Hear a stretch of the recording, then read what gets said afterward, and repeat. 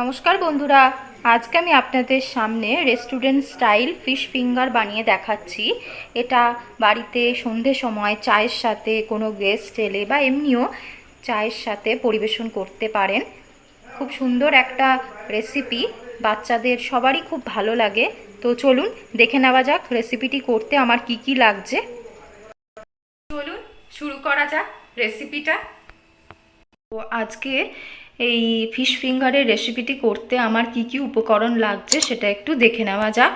এখানে আমি নিয়েছি ভেটকি মাছের ফিঙ্গারের মতন করে পিস করে এগুলোকে কেটে নিয়েছি, দেখুন।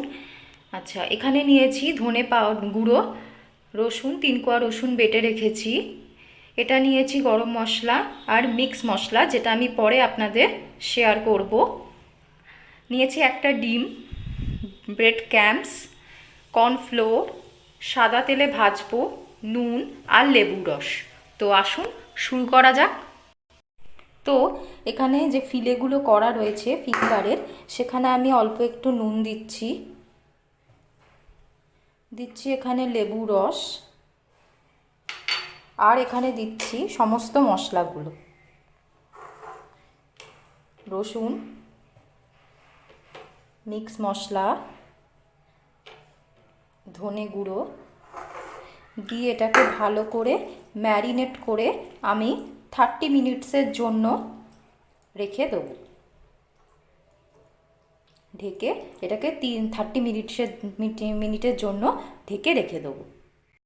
তো এবার আমি ব্যাটারটা তৈরি করে নিচ্ছি। এখানে আমি কর্নফ্লোর নিচ্ছি নুন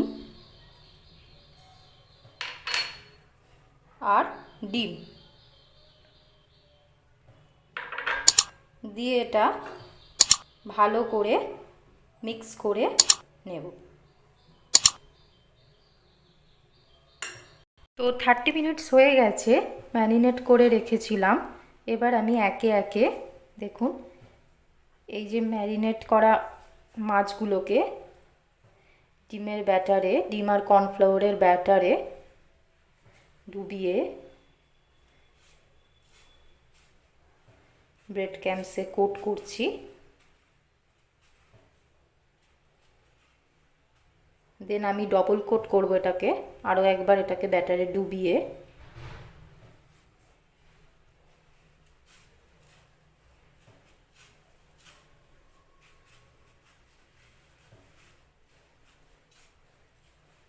দিয়ে এটাকে এইভাবে রেখে দেবো।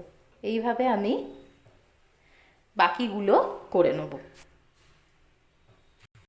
তো দেখুন আমার ফিশ ফিঙ্গারগুলো কোট করা কমপ্লিট হয়ে গেছে। এটা আমি এবার 1 ঘন্টার জন্য ফ্রিজে রেখে দেবো, ঢাকা দিয়ে রেখে দেবো। তেল গরম হয়ে গেছে, এবার আমি এগুলো একে একে ভেজে নিচ্ছি। ভাজার সময় গ্যাসের ফ্লেমটা একদম লো রাখবো, যাতে ভেতরগুলো ভাজা হয়, কারণ যদি বাড়িয়ে দিই তাহলে ওপরটা শুধু ভাজা হবে।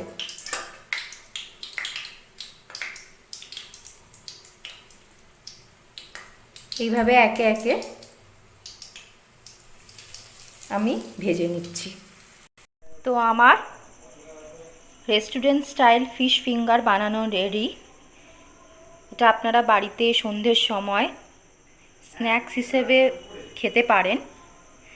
বাড়িতে আপনারা এটা বানাবেন আর আমাকে কমেন্ট বক্সে লিখে জানাবেন যে রেসিপিটি আপনাদের কেমন লাগলো। যদি ভালো লেগে থাকে চ্যানেলটিকে, তাহলে অবশ্যই একটা লাইক, শেয়ার আর সাবস্ক্রাইব করতে ভুলবেন না।